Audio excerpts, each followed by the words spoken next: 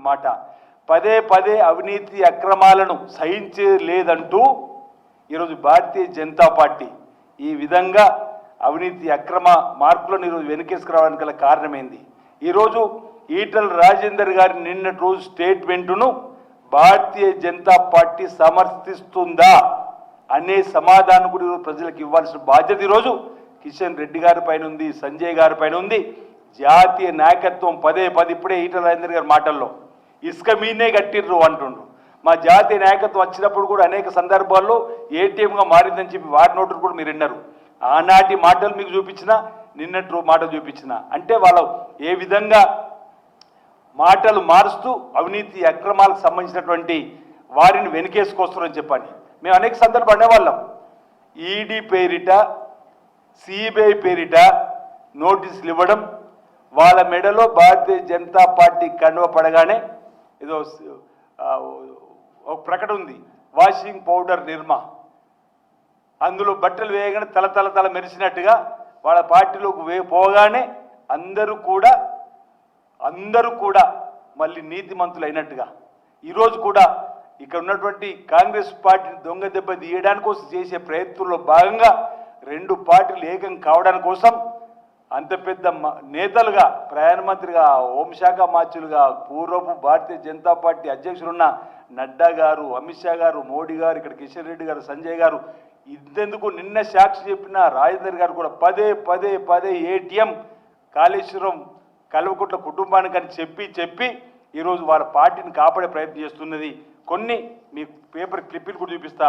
కాళేశ్వరంలో భారీ అవినీతి అంచనా 35,000 కోట్ల నుంచి 1,00,000 కోట్లగా జైలుకు వెళ్ళిన లాలు గత్తే కూడా కేసీఆర్ పడుతుందని చెప్పని ఇక భారతీయ జనతా పార్టీకి సంబంధించినటువంటి విమోచన దినోత్సవంలో అప్పుడు ప్రహ్లాద్ జోషి గారు మాట్లాడిండు. పక్కన మన కిషన్ రెడ్డి గారు కూడా ఉన్నారు. ఈరోజు మీరు చూడండి, ఇది ఈరోజు వాళ్ళ స్టేట్మెంట్లని చదివినిపిస్తున్నా. కాళేశ్వరంలో భారీ అవినీతి అంచనా 35,000 కోట్ల నుంచి 1,00,000 కోట్లగా జైలుకు వెళ్ళిన లాలు గతే కేసీఆర్ కూడా. హైదరాబాద్లో బీజేపీ నుంచి తెలంగాణ విమోచన దినోత్సవ సభలు మాట్లాడుతున్న కేంద్ర మంత్రి ప్రహ్లాద్ జోషి, పక్కన కేంద్ర మంత్రి కిషన్ రెడ్డి గారు, రాష్ట్ర అధ్యక్షులు లక్ష్మణ్ గారు, ధర్మపురి రవీంద్ర గారు, సోయన్ చెప్పని ఇది ఈరోజు ఆర్ఆర్ పేపర్లో వచ్చినట్టు కట్టింగ్. దీనికి ఏం సమాధానం చెప్తారో ఈరోజు చూడాల్సిన అవసరం ఉంది.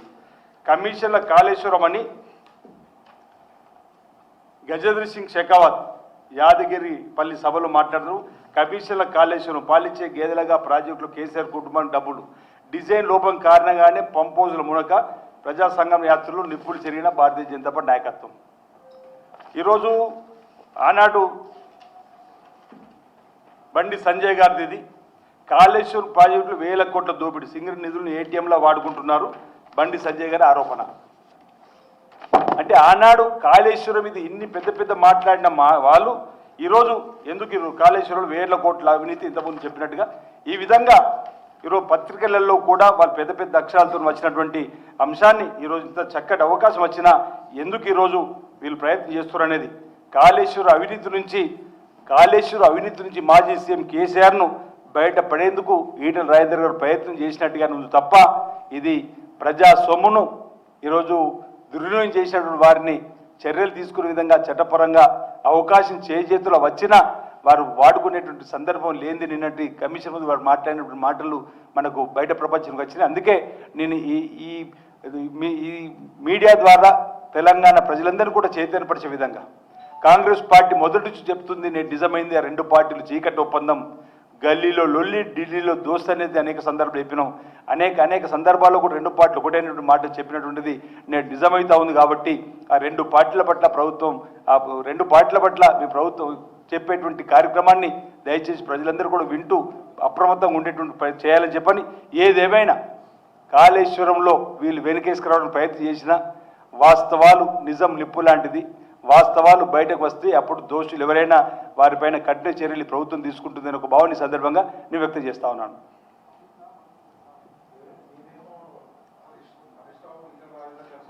ఇంకొక విషయం కూడా నేను మర్చిపోయినా, వాళ్ళ మధ్యలో ఒప్పందము బీజేపీ బీఆర్ఎస్ మధ్యలో పాత స్నేహంగా అవినాభావన సంబంధం 11 గంటలకు ఈరోజు ఈటల రాజేందర్ గారు ప్రెస్ మీట్ ఉందని విన్నాం.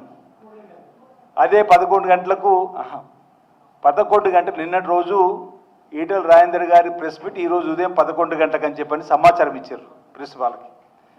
సేమ్ అదే 11 గంటల ప్రాంతంలో హరీష్ రావు గారు ఏదో ప్రజెంటేషన్ కాళేశ్వరం ఇస్తుందని చెప్పని తెలుసుకున్నాడు. వాళ్ళిద్దరు మాట్లాడుకున్నారు. ఏం జరిగిందో 3 గంటలకి ఈరోజు ప్రెస్ మీట్. అంటే వారి మధ్యలో అవినాభావ సంబంధం ఏ విధంగా ఉందో చూడడానికి చెప్పే ప్రయత్నం చేస్తూ ఉన్నా.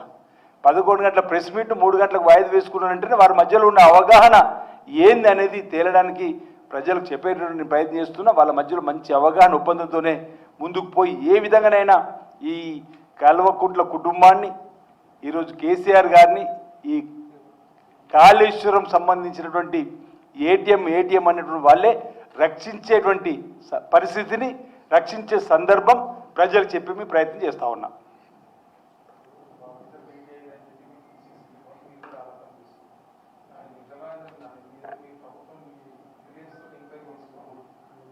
ఇప్పుడు పిసిసి అధ్యక్షుల హోదాలో మా మహేష్ కుమార్ గౌడ్ గారు మాట్లాడినట్టే దానికి ఆధారాలు ఉంటేనే వారు మాట్లాడతారు. సందర్భం వచ్చినప్పుడు ఆధారాలు చెప్పే ప్రయత్నం చేస్తారు. దాన్ని నిజంగానే తెలుస్తున్నాయి కదా. వారు కలిసిన తర్వాత ఏమేమి మాట్లాడుకోవాలనేది సందర్భం ఇక్కడ కనిపిస్తుందనే చెప్తా ఉన్నా. గతంలో ఉన్నటువంటి పార్టీ రుణం తీసుకునే ప్రయత్నం చేయడమా, పాత బాస్కు సంబంధించినటువంటి రుణం తీసుకునే ప్రయత్నం చేయడమా జరుగుతుందని చెప్తా ఉన్నాం. ఇప్పుడు మీరు క్లియర్గా చూసారు. ఈరోజు భారతీయ జనతా పార్టీలోకి వెళ్ళిన తర్వాత ఈటెల రాజేంద్ర రక్కసు కేసీఆర్ రాజీనామా చేయాలని చెప్పని డిమాండ్ నుంచి మొదలుకుంటే నిన్న వరకు మళ్ళీ కేసీఆర్కి ఏం సంబంధం లేదు, క్యాబినెట్ నిర్ణయం ఇక్కడికి వచ్చిందంటే ఇక వాళ్ళు ఎంత కలిసిపోయారు అనేది మీరు ఆలోచన చేయండి.